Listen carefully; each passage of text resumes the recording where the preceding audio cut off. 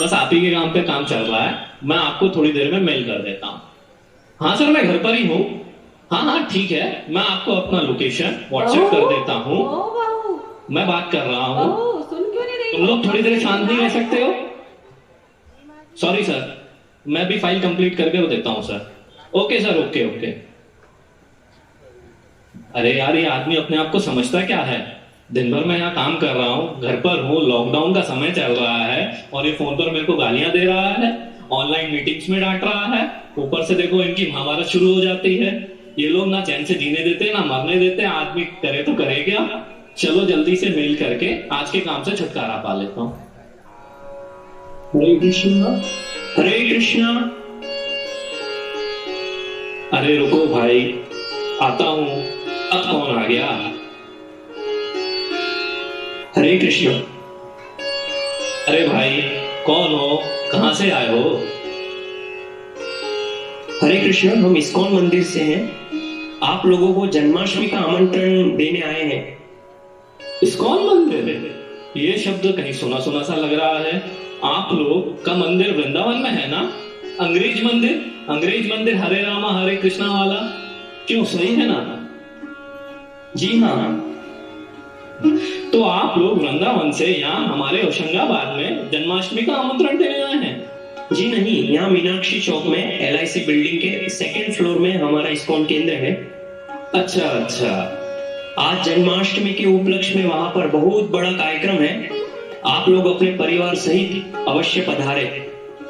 देखेंगे, अगर समय मिला तो आएंगे। यह कुछ ग्रंथ हमारे पास है, आप इन्हें घर पर पढ़ सकते हैं जब आपको समय मिले। देखिए, यह श्री कृष्ण पुस्तक है। इसमें भगवान श्री कृष्ण की समस्त लीलाएं वर्णित है। यह श्रीमद् भागवत के 10वें स्कंद से ली गई है। हमारे पास और भी पुस्तकें हैं, भगवत गीता यथारूप, जिसमें भगवान श्री कृष्ण हमें दिव्य संदेश प्रदान करते हैं। देखिए, मुझे ये भगवत गीता महाभारत नहीं चाहिए। वैसे ही मेरे घर में एक महाभारत तो चलती रहती है, आप दूसरी और क्यों करवाना चाहते हैं? मैं कुछ समझा नहीं, आपके कहने का क्या मतलब है? मेरे कहने का मतलब है कि महाभारत गीता घर पे रखने से झगड़ा बढ़ता है। आप लोग क्यों ऐसी पुस्तकें सार्वजनिक रूप से बांटते हो? हम लोगों को शांति से रहने दो, फालतू कलेश लड़ाई मत कराओ। क्या आपने महाभारत पढ़ी है? अंदर चलिए, आपको मैं सब बताता हूँ। मैंने महाभारत नहीं पढ़ी है, लेकिन मुझे पूरी महाभारत की कथाएं पता है, उनका सारांश पता है। केवल हिंसा, अशांति, युद्ध, कृष्ण जिनकी आप लोग पूजा करते हो, ये खुद राजनीति करते हैं। बेचारे कितने निर्दोष लोग इस महाभारत के युद्ध में मृत्यु को प्राप्त हो गए। आपके कृष्ण की वजह से हमारे हिंदू धर्म में लोग भगवत गीता महाभारत पढ़कर लड़ाई झगड़े की ओर बढ़ते हैं। आप अन्य धर्मों को देखिए, बौद्ध धर्म, क्रिश्चियन धर्म, इनकी पुस्तकों में शांति, अमन का संदेश आता है। इसलिए आजकल हिंदू लोग अपना धर्म परिवर्तन कर रहे हैं। किस मूर्ख व्यक्ति ने आपको यह बात बताई है? मैंने YouTube पर बहुत सारी वीडियो देखे हैं और टीवी सीरियल भी देखे हैं। बड़ी बड़ी हस्तियां भी ये मानती हैं। अगर मैं YouTube पर या टीवी सीरियल में गलत प्रमाण दिखाकर आपको एक अपराधी साबित कर दूं, तो क्या इसका मतलब यह हुआ कि आप भी एक अपराधी कहलाएंगे? नहीं, जो मुझे व्यक्तिगत रूप से जानते हैं वह आपके वीडियो को नहीं मानेंगे।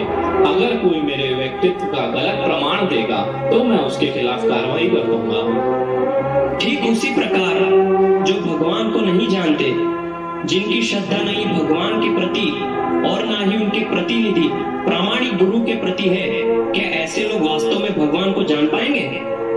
परंतु वह जो तथ्य प्रस्तुत करते हैं वो तो स्पष्ट है, इसमें कोई दो राय नहीं है। वो देखिए, आपकी शर्ट पर कीड़ा बैठा हुआ है। कहाँ है कीड़ा? मुझे तो नहीं दिखाई दे रहा। क्षमा चाहता हूँ, आपकी शर्ट में कोई कीड़ा नहीं बैठा है। ऐसा करने के पीछे मेरा कारण आपको स्पष्ट करना चाहता हूँ। देखिए, प्रमाण 3 प्रकार के होते हैं: प्रत्यक्ष प्रमाण, अनुमान प्रमाण और शब्द प्रमाण। आपने अभी अभी अनुभव किया है कि प्रत्यक्ष प्रमाण भी कई बार गलत सिद्ध हो जाते हैं।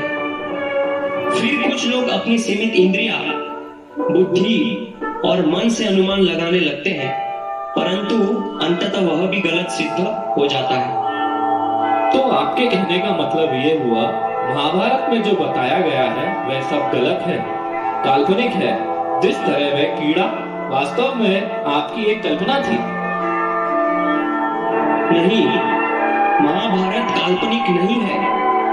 यह एक इतिहास है जो आज से लगभग 5000 वर्ष पूर्व घटित हुआ।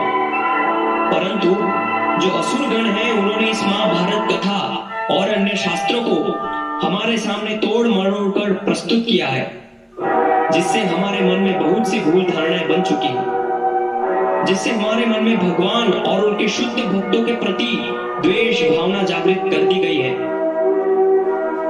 तो अब इसके अलावा और क्या मार्ग है?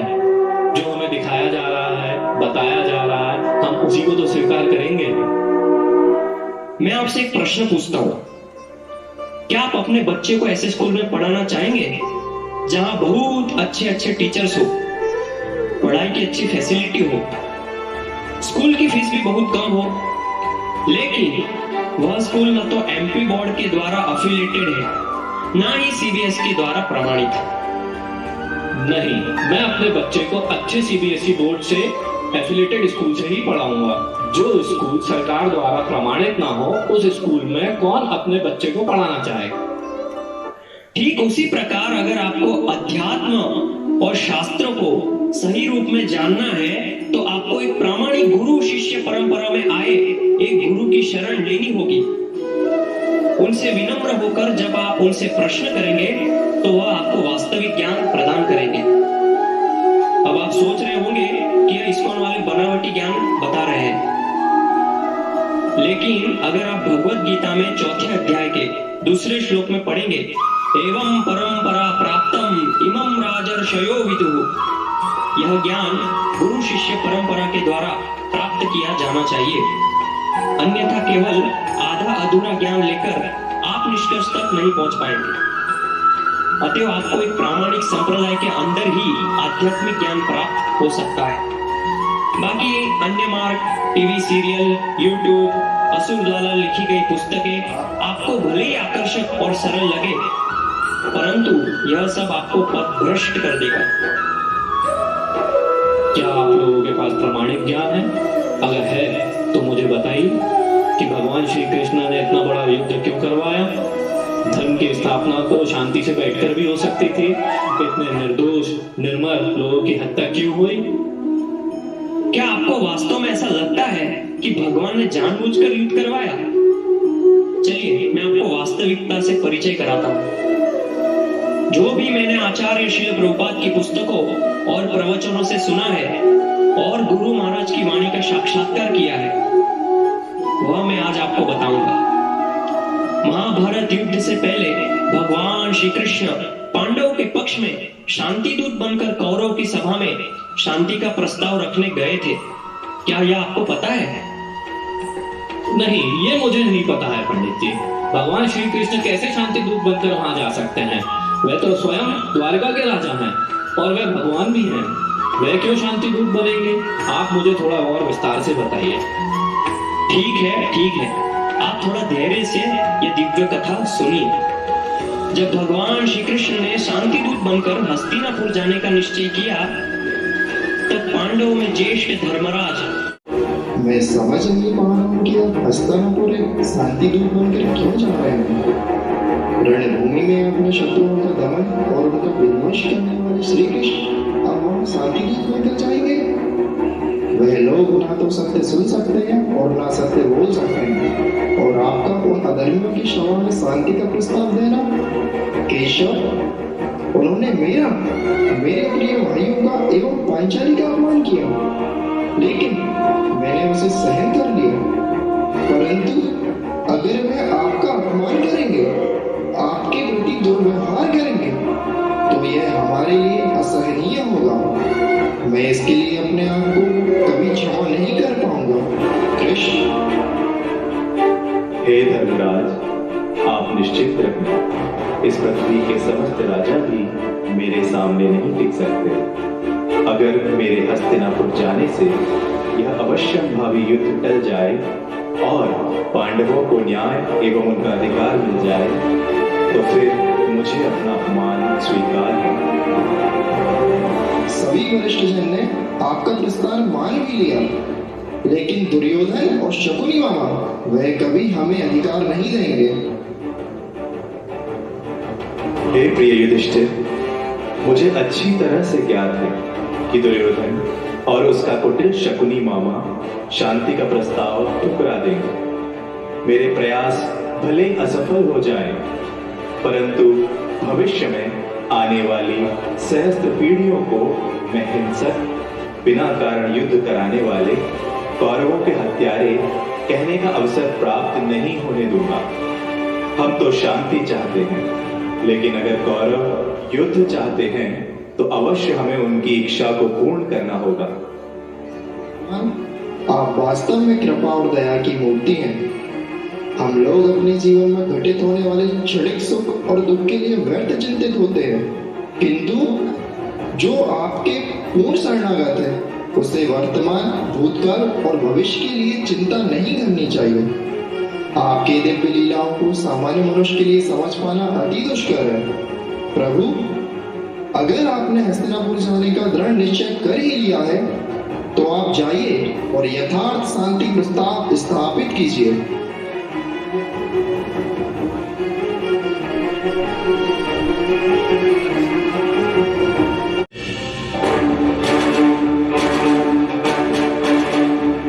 यहाँ उपस्थित सभी मान्य गणों को बड़े हर्ष से सूचित किया जाता है कि कल भगवान श्री कृष्ण का शुभ आगमन हस्तिनापुर में होने वाला है। हम उन्हें ढेरों उपहार प्रदान कर उनका अभिवादन करेंगे। विदुर, हमारे 16 सर्वश्रेष्ठ स्वर्ण से बने हुए रथ को सुसज्जित किया जाए। उनके स्वागत में कोई कमी नहीं रहनी चाहिए। मैं, दुर्योधन और अन्य समस्त गण कल प्रातः नगर के द्वार में उनका अभिनंदन करने के लिए उपस्थित हो जाएंगे। उनके ठहरने की व्यवस्था दुशासन के सुंदर विशाल महल में कराई जाएगी। हे राजन, अगर आप भगवान श्री कृष्ण को संपूर्ण पृथ्वी भी उनके समक्ष प्रस्तुत कर दें, तब भी यह उनके ऐश्वर्य की तुलना में बहुत कम है, जो अनंत और 6 ऐश्वर्यों से परिपूर्ण है। क्या कुछ सीमित वस्तुएं उन्हें उपहार देकर संतुष्ट किया जा सकता है? मेरे प्रिय भ्राता, क्या आपको यह ज्ञात नहीं है कि भगवान कृष्ण यहाँ किस उद्देश्य से पधार रहे हैं? जो वह चाहते हैं, क्या हम उन्हें वह प्रदान कर उनका मान नहीं बढ़ा सकते? उत्तम विचार है प्रिय मित्र विदुर, अति उत्तम। महाराज, जो विदुर ने कहा है वह हम सबके हित में है और इससे प्रजा का भी हित है। मैंने कब कहा कि यह उत्तम विचार नहीं है? पितामह, अनुज विदुर की बुद्धि और चतुर अद्वितीय और अतुल्य है। परंतु महाराज, जब तक कृष्ण आकर अपने यहाँ आने का आशय स्पष्ट नहीं करते, हमें इन व्यर्थ के विचारों से दूरी बना लेनी चाहिए। यह भी तो हो सकता है ना कि कृष्ण हमसे संधि चाहते हों, लेकिन बाह्य दृष्टि से वे शांति दूत बनकर हमारे यहाँ आश्रय लेना चाहते हो।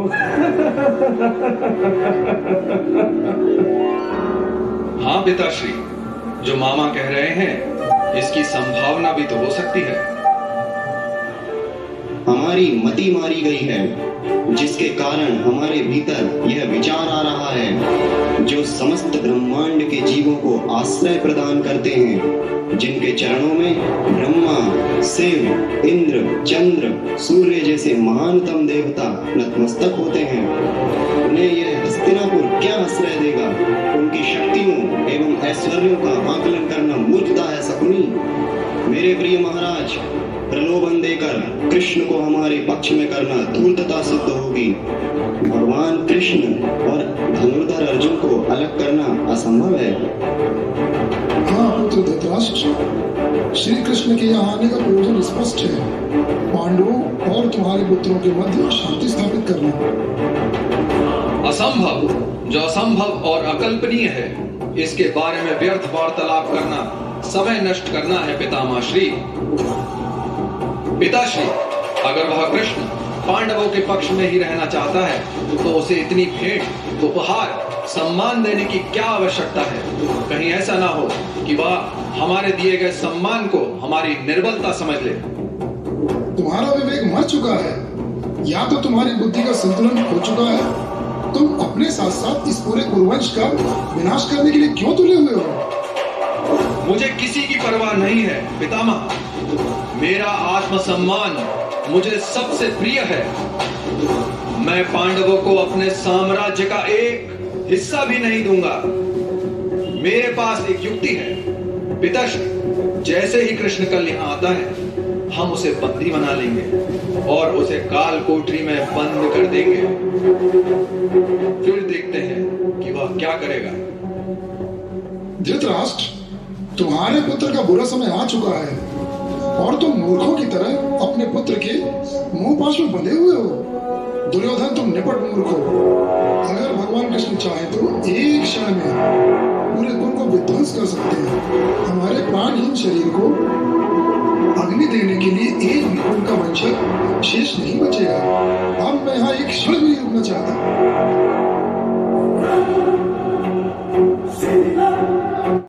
काका श्री, क्या मैं कुटिया के भीतर आ सकता हूँ?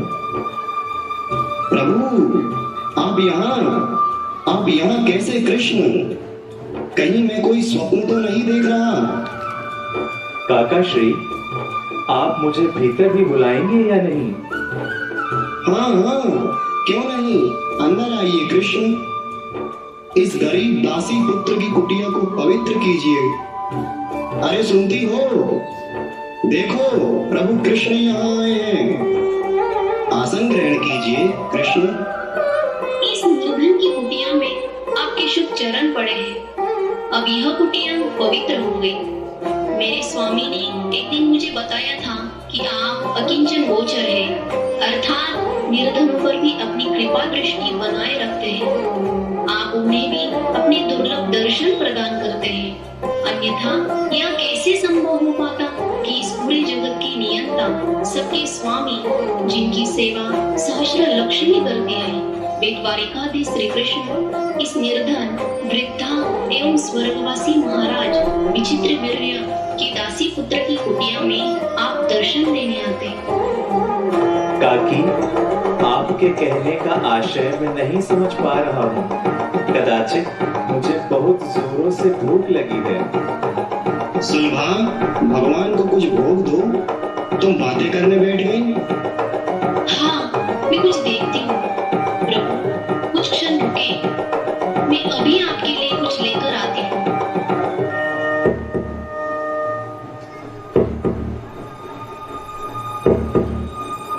यह सारा अनाज समाप्त हो चुका है। दूध, छाछ, दही भी नहीं है। अब मैं प्रभु को क्या भोग अर्पित करूं? मैं कितनी अभागी हूँ कि भगवान मेरी कुटिया में पहली बार आए और मेरे पास उन्हें देने के लिए कुछ भी नहीं है। वह महलों में 56 भोग ग्रहण करते होंगे, लेकिन इस बुढ़िया के पास एक पर्याप्त भोग की व्यवस्था भी नहीं है। सुनिए, तनिक यहाँ आइए। मैं अभी आता हूँ कृष्ण।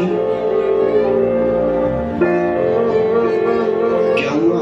भगवान भूखे बैठे हुए हैं। स्वामी, देखिए, यहाँ सब समाप्त हो चुका है। भोग बनाने के लिए कोई सामग्री नहीं है। क्या? ये क्या कह रही हो? वह पहली बार हमारे इस कुटिया में आए हैं और हमारे पास उन्हें देने के लिए कुछ भी नहीं है। यह कैसा दुर्भाग्य है हमारा। आप कुछ बाहर से लेकर आ जाइए। परंतु क्या हम उनके लिए स्वादिष्ट भोग व्यंजन बना पाएंगे? वह द्वारकाधीश हैं। वह नित्य अनेक प्रकार के भोग व्यंजनों का आनंद लेते हैं। प्रभु, महल में दुर्योधन ने आपके लिए विशेष प्रकार के व्यंजन और 56 भोग बनवाया है। अगर आप वहां नहीं जाएंगे तो उन्हें बुरा लगेगा। आप कृपया वहां जाकर उनका भोज आमंत्रण स्वीकार कीजिए। मैंने वहां का भोज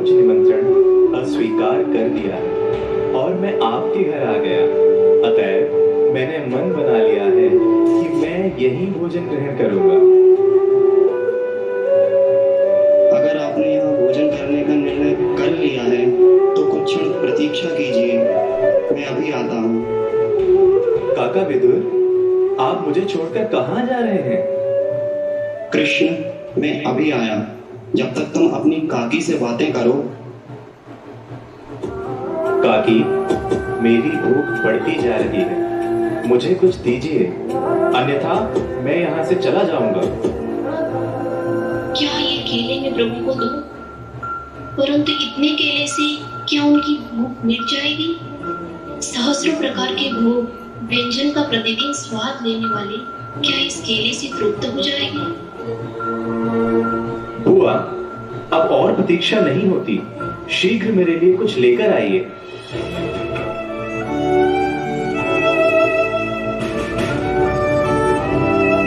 इस बुढ़िया को क्षमा करना प्रभु, परंतु मेरी कुटिया में इसके अतिरिक्त तो कुछ भी शेष नहीं बचा है। बुआ, मुझे बहुत समय हो गया है माँ यशोदा के हाथों से माखन मिश्री खाए हुए। द्वारिका में भी किसी ने अभी तक अपने हाथों से मुझे नहीं खिलाया। संभवतः आज यह केले मुझे कोई अपने हाथों से खिला दे तो उत्तम होगा। बुआ जी, क्या आप मुझे अपने कर कमलों से यह केले नहीं खिलाएंगी? अवश्य प्रभु, यह लीजिए।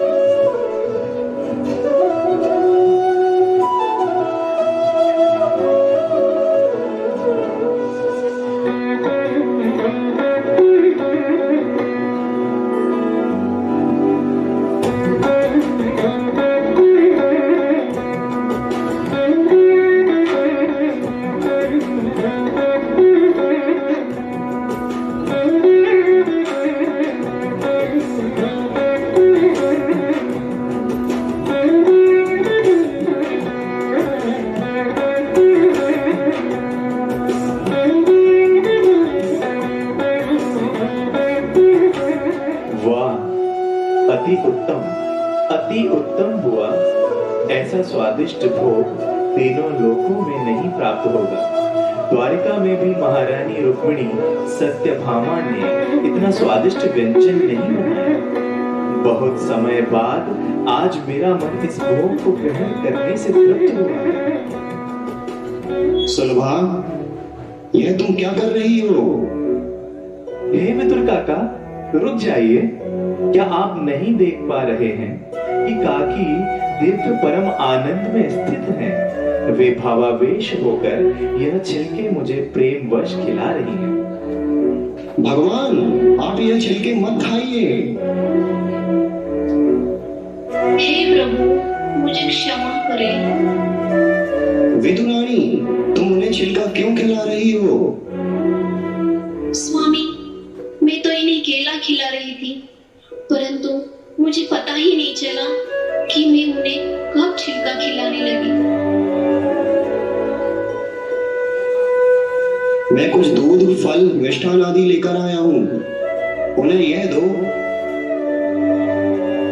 लीजिए प्रभु, इसे अच्छे से ग्रहण कीजिए। काकी, यह फल इतने स्वादिष्ट नहीं है जितने वह छिलके थे। हे प्रिय प्रभु, ये आप क्या कह रहे हैं? अपने भक्तों का मान रखने के लिए क्या आप कुछ भी ग्रहण कर लेंगे? सुलभा, भगवान को मिष्ठान भी अर्पण करो।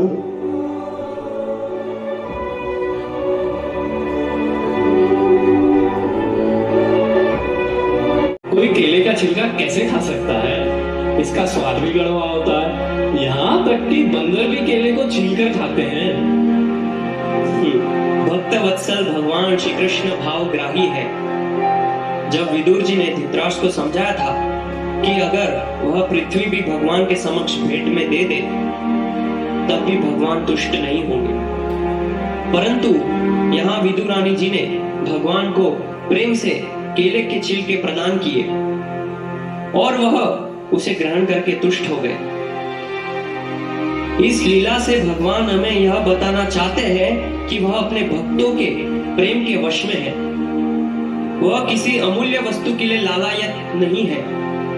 जो कोई भक्त उन्हें जिस भाव से भोग वस्तु अर्पित करता है, भगवान उसी भाव से उसे ग्रहण करते हैं। यह स्वयं भगवान भगवत गीता में बताते हैं।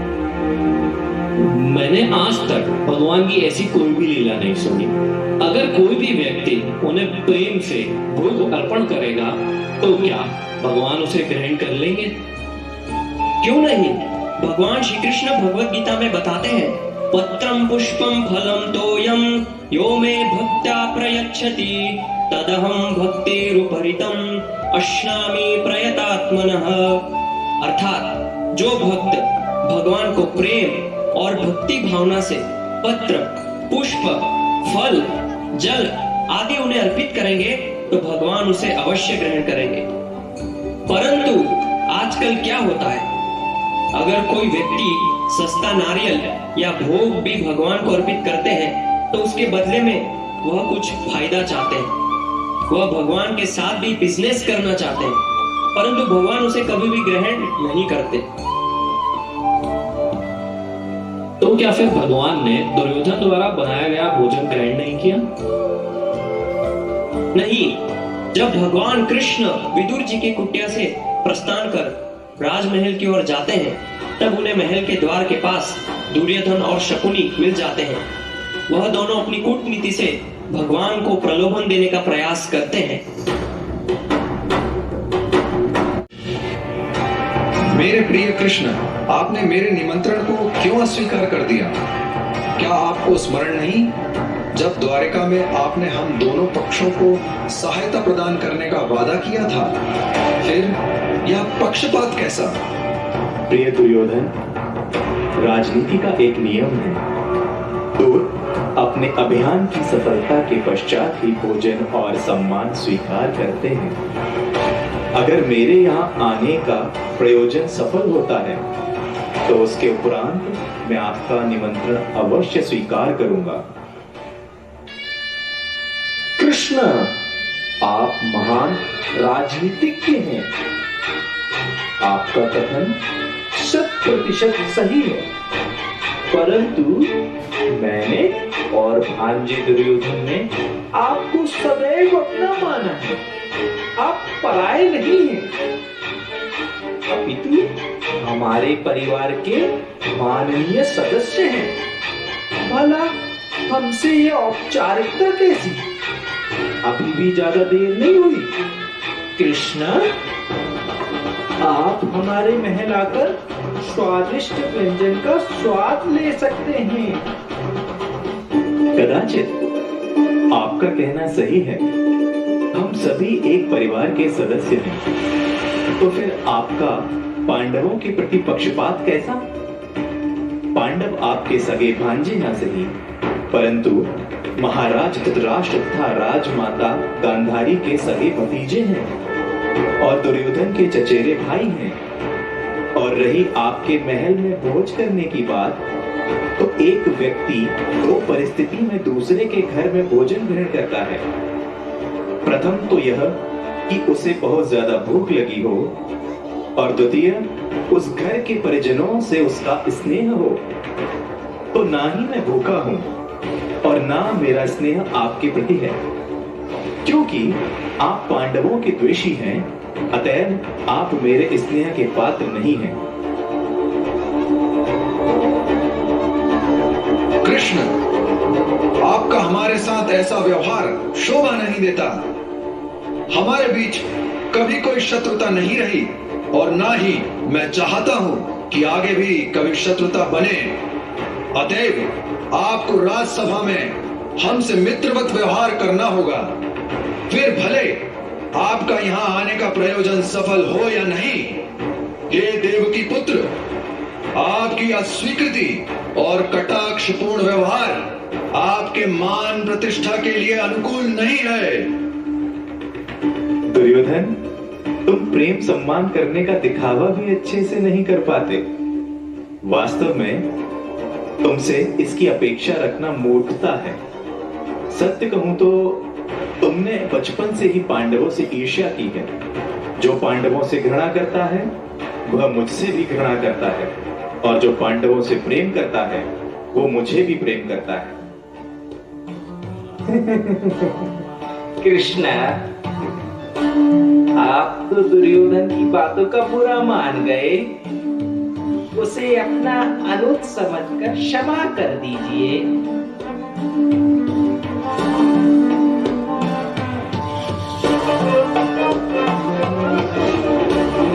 देखा मामा जी आपने, अगर इस ग्वाले ने राजसभा में मेरे प्रति दुर्व्यवहार किया और हमारी निंदा की तो मैं इसे बंदी बना लूंगा।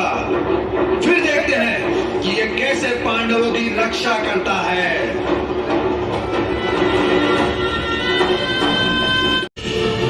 इस सभा में उपस्थित सभी वरिष्ठ जनों को ज्ञात है कि भगवान श्री कृष्ण यहाँ शांति प्रस्ताव का संदेश देने आए हैं।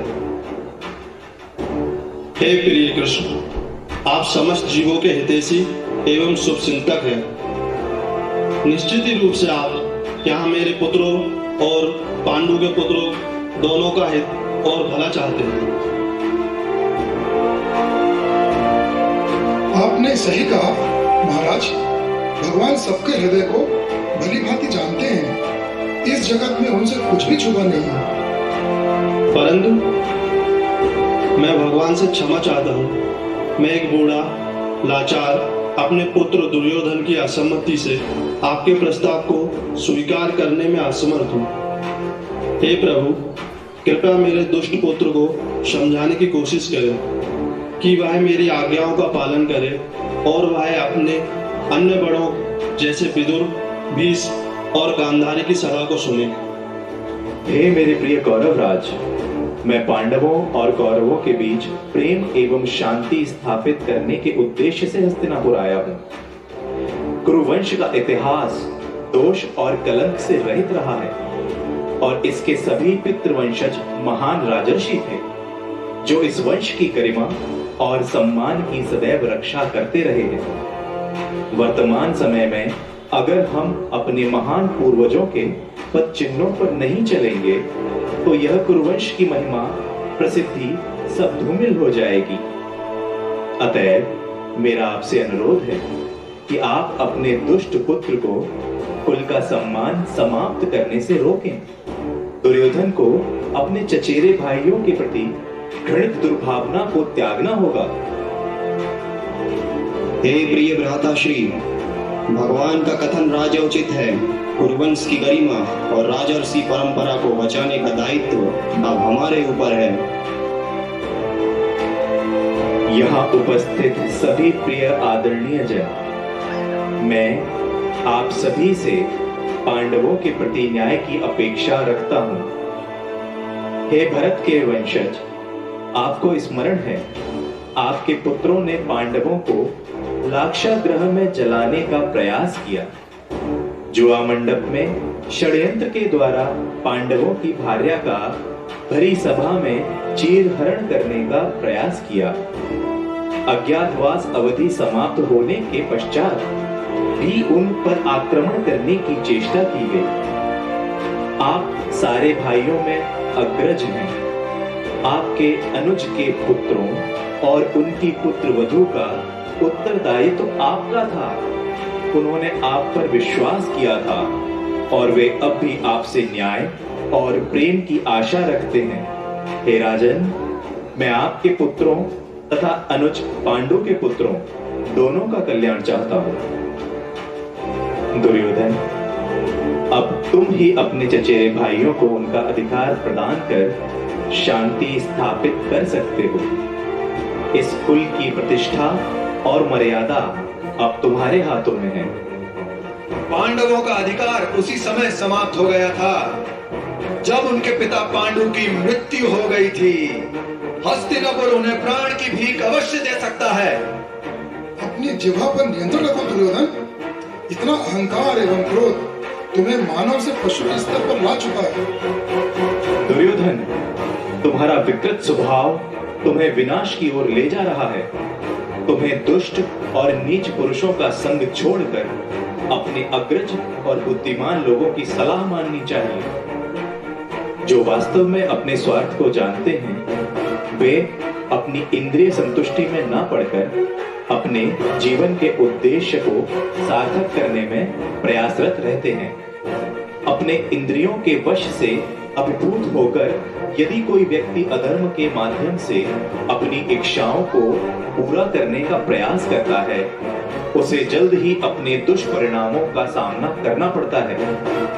हे दुर्योधन, अधर्म और कुमार्ग से हटकर धर्म की शरण लो। हे प्रिय दुर्योधन, तुम्हें भगवान कृष्ण की सलाह को स्वीकार करना चाहिए और अपने क्रोध और द्वेष को अपने ऊपर नियंत्रण मत होने दो। मेरे प्रिय दुर्योधन, तनिक अपने वृद्ध माता पिता के बारे में भी सोचो। वे सदैव तुम्हारे बारे में ही सोचकर चिंतित होते हैं। प्रिय पुत्र, अपने तातश्री और भगवान कृष्ण की सलाह मान लो और पांडवों से मैत्री संबंध स्थापित कर लो। अपने भाइयों से व्यर्थ युद्ध करने से तुम्हें अपयश की ही प्राप्ति होगी। पिताश्री, आप कैसे अपने पुत्रों को अपने अधिकार से वंचित कर सकते हैं? आप दूसरों की बातों में मत आइए। मेरे यश अपयश, विजय पराजय की चिंता छोड़ दीजिए। दुर्योधन, अपने साथ साथ तुम हमें क्यों नरकगामी बनाना चाहते हो? हे प्रभु, इस कुरुवंश की मर्यादा को इस दुष्ट की काली छाया बढ़ गई है। यदि आपके पुत्र असाध्य को साधने का प्रयास करेंगे तो वे धधकती अग्नि में प्रवेश होने वाली मक्खियों की तरह नष्ट हो जाएंगे।